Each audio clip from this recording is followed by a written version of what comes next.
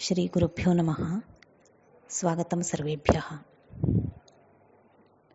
पूर्वस्मिन् पाठे अस्माभिः वाच्यार्थे विधिरूपे प्रतीयमानः अनुभयरूपः इत्यस्य उदाहरणं दृष्टं। तत्र वाच्यार्थः विधिरूपः। इदानीं यत्र वाच्यार्थः प्रतिषेधरूपेण स्थितः पुनः प्रतीयमानः अनुभयरूपः, नाम विधिरपि न प्रतिषेधोऽपि न, तादृशस्य उदाहरणम् इदानीं पश्यामः। प्रार्थये तावत् प्रसीद निवर्तस्व मुखशशिज्योत्स्ना विलुप्ततमो निवहे। अभिसारिकाणां विघ्नं करोषि अन्यासामपि हताशे। हे मुखशशिज्योत्स्ना विलुप्ततमो निवहे, प्रार्थये तावत् प्रसीद निवर्तस्व, हे हताशे अन्यासामपि अभिसारिकाणां विघ्नं करोषि। मुखशशिज्योत्स्ना विलुप्ततमो निवहे इत्यस्य अर्थः वर्तते मुखमेव शशि नाम चन्द्रः, तस्य ज्योत्स्नया नाम कान्त्या, चन्द्रस्य यथा ज्योत्स्ना वर्तते तथैव मुखस्य कान्तिः, तया कान्त्या विलुप्तः तमसां निवहः, तमो निवहः, तमसां नाम अन्धकाराणां समूहः, यया सा संबोधने एवं भवति, तमो निवहे इति संबोधने भवति। तावत् नाम प्रथमं प्रसन्ना भव, निवर्तस्व मा गच्छ इत्यर्थः। हे हताशे, अत्र हताशे इति संबोधनं तु नर्मवचनाभिप्रायेण अस्ति। अन्यासामपि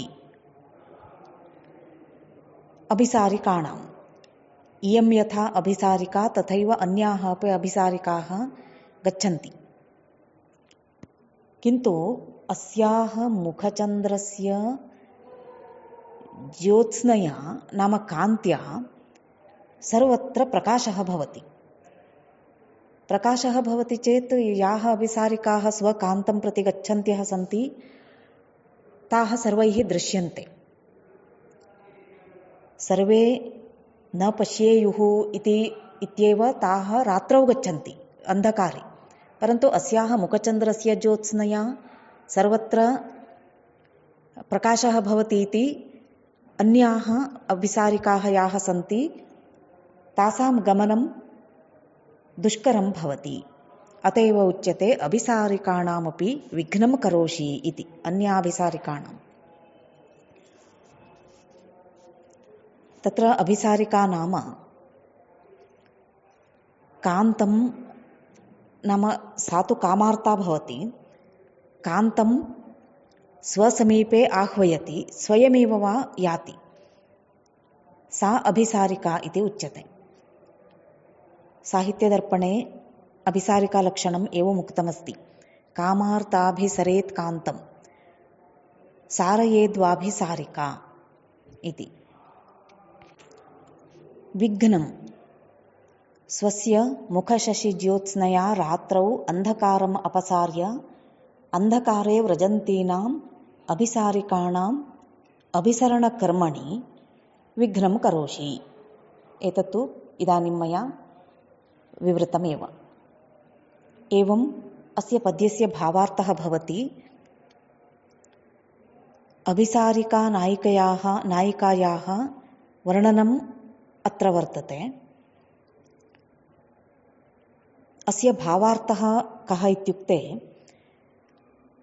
लोचनटीकाकाराः अभिनवगुप्तपादाः अस्य पद्यस्य चतुरः अर्थान् लिखन्ति। ते अर्थाः के इति पश्यामः। क्वचित् अभिसारिका अभिसारार्थं नायकगृहं गच्छति। तत्र नायकेन कृतम्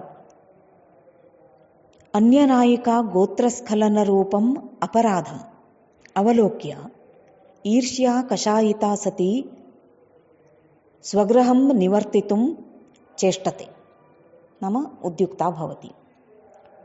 तदा नायकः किं करोति?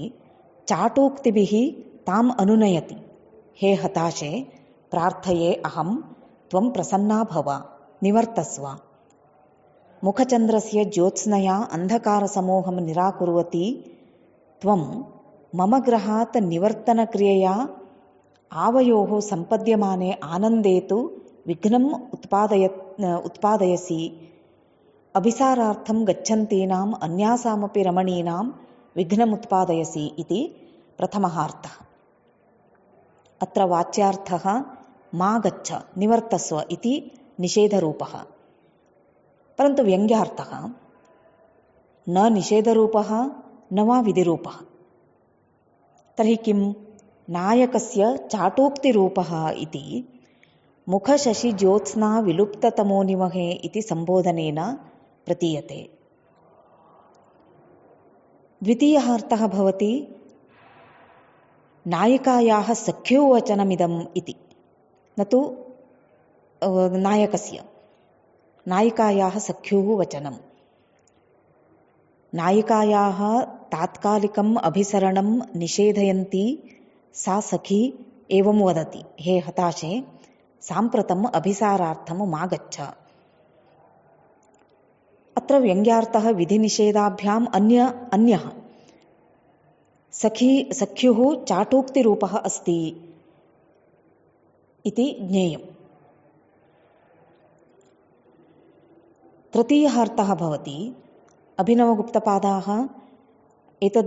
इदानीमुक्तं द्वे अपि व्याख्याने, इदानीमुक्ते द्वे अपि व्याख्याने निराकुर्वन्तः एवं वदन्ति, यदि प्रथमम् अर्थमङ्गीकृत्य विचार्यते तदा नायिकाविषयिणी नायकनिष्ठारतिः व्यज्यते, यच्च वाच्यार्थस्य अङ्गभूतम्। प्राचीनाचार्याणां मतेन यत्र रसः वाच्यस्य अङ्गं भवति तत्र रसवदलङ्कारः इति।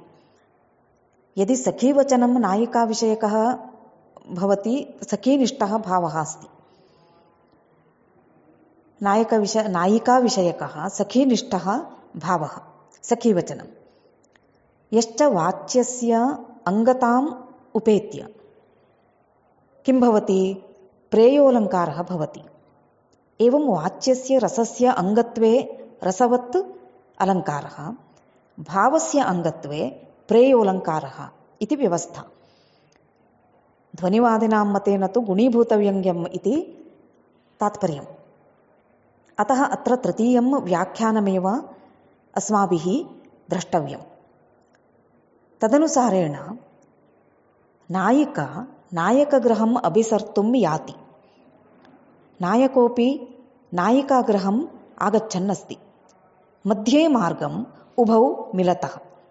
जानन्नपि नायकः अपरिचित इव तां कथयति, हे हताशे, निवर्तस्व इत्यादि।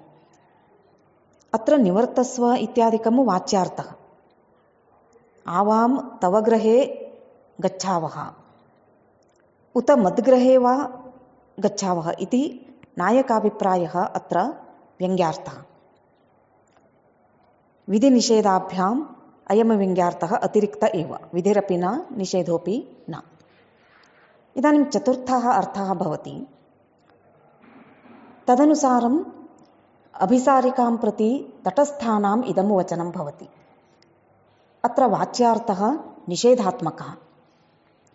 व्यङ्ग्यार्थः सहृदयानां चाटोक्तिरूपः इति तयोः, नाम वाच्यव्यङ्ग्ययोः भिन्नविषयता। एवं रीत्या वाच्यार्थः प्रतिषेधरूपश्चेत् प्रतीयमानः अनुभयरूपः इति कथं भवति इति अस्माभिः दृष्टम्।